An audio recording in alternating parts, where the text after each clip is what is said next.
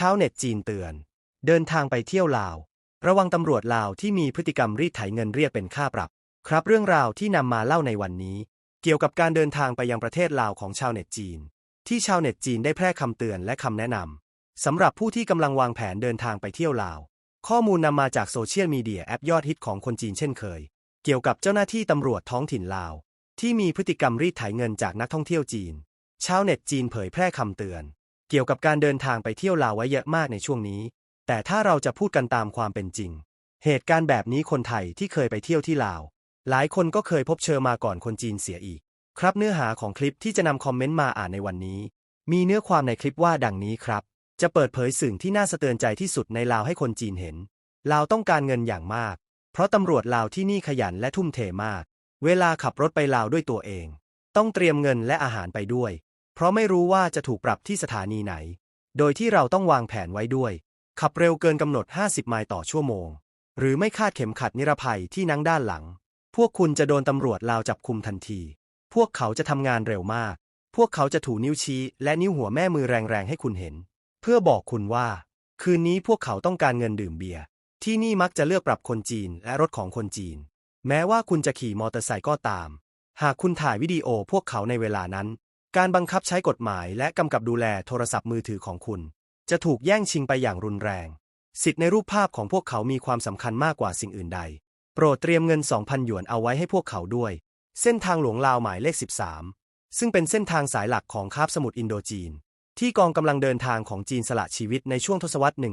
1970 ได้กลายเป็นช่องทางสำหรับตำรวจลาวในการขู่กันโชคค่าทิปและค่าปรับจากยานพาหนะของชาวจีนโดยเฉพาะและนอกจากนี้เพื่อนๆที่จะขึ้นรถไฟจีนลาวจะต้องจำเอาไว้ที่ชานชาลาในเวลานี้อย่ารีบสูบบุหรี่มือดำๆอาจยื่นมือมายึดหนังสือเดินทางของคุณ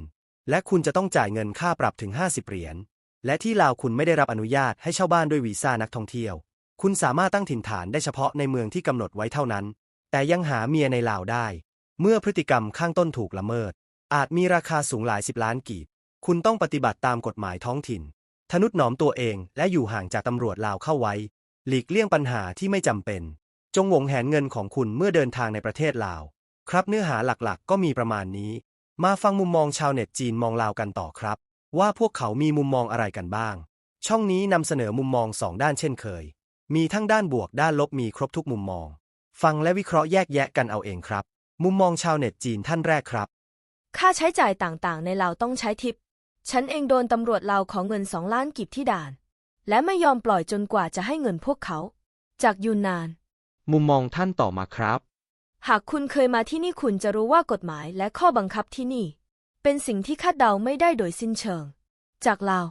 มุมมองท่านต่อไปครับลาวเปลี่ยนไปจริงๆปีที่แล้วมันไม่เหมือนกับปีนี้เลยไม่คิดว่าจะโหดร้ายขนาดนี้จากปักกิ่งคอมเมนต์ท่านต่อมาครับ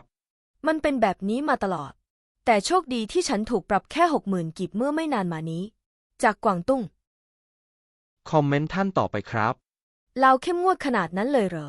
60,000 กีบพวกเขาก็ยังต้องการน้ำตาจะไหลจากยูนนาน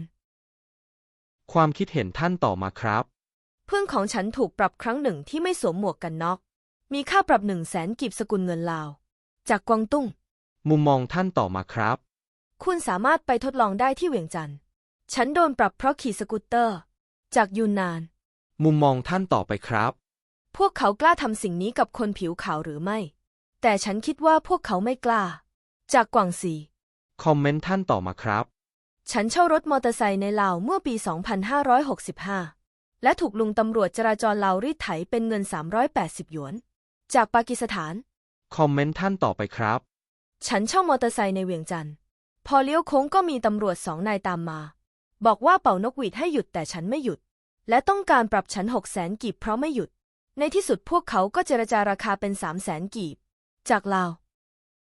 ความคิดเห็นท่านต่อมาครับทำไมคนจีนยังอยากไปประเทศยากจนเหล่านี้ในเมื่อพวกเขาชอบใช้อำนาจมากขนาดนั้นจากยูนนานมุมมองท่านต่อมาครับพวกเขาจะมุ่งเป้าไปที่คนจีนหรือชาวต่างชาติโดยเฉพาะจากกุ้ยโจวมุมมองท่านต่อไปครับใครก็ตามที่รุกรานคนจีนจะถูกลงโทษไม่ว่าพวกเขาจะอยู่ห่างไกลแค่ไหนก็ตามจากกวางตุ้งคอมเมนต์ท่านต่อมาครับ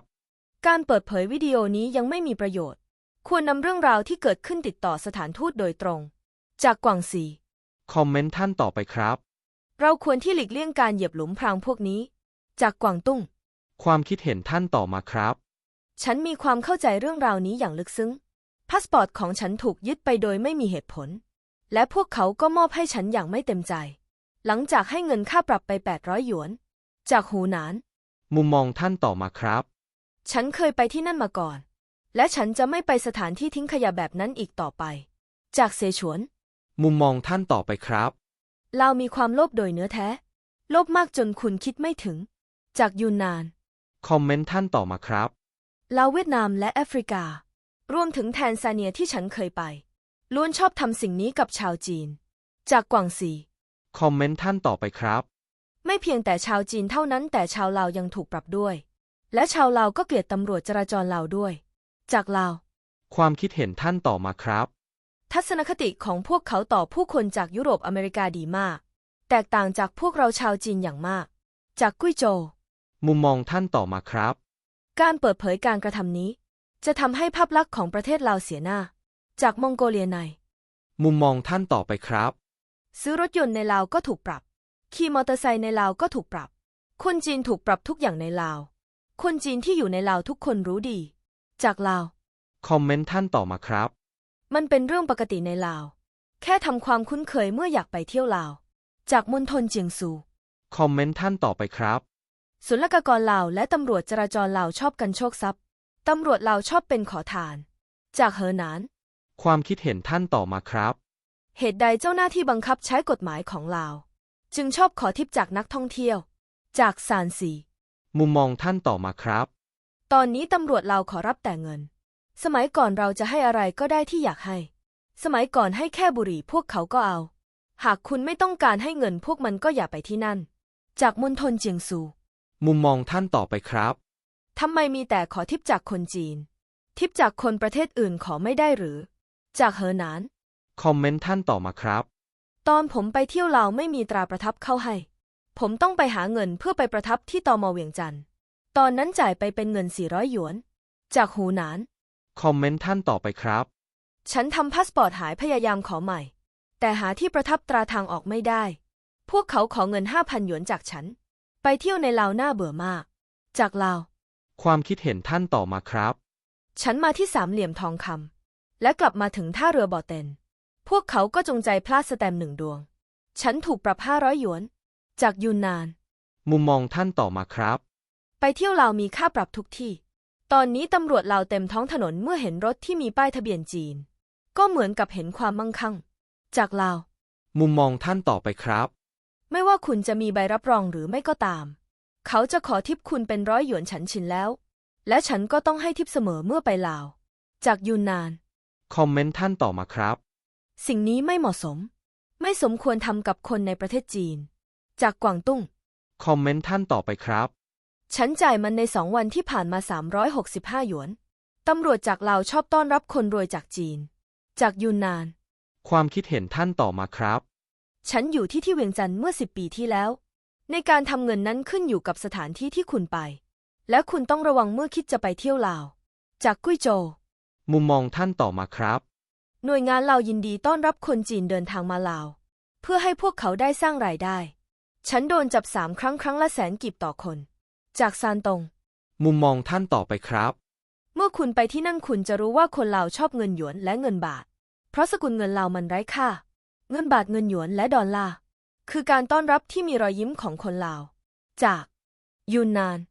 คอมเมนต์ท่านต่อมาครับ การเข้าออกในลาวมีข้อกำหนดสำหรับชาวต่างชาติ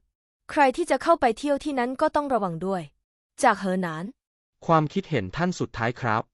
ผมไม่คิดอยากจะไปลาวอีกเลย เพราะที่นั้นมีกฎข้อจำกัดมากมายไม่ค่อยมีเสรีภาพ จากซานซี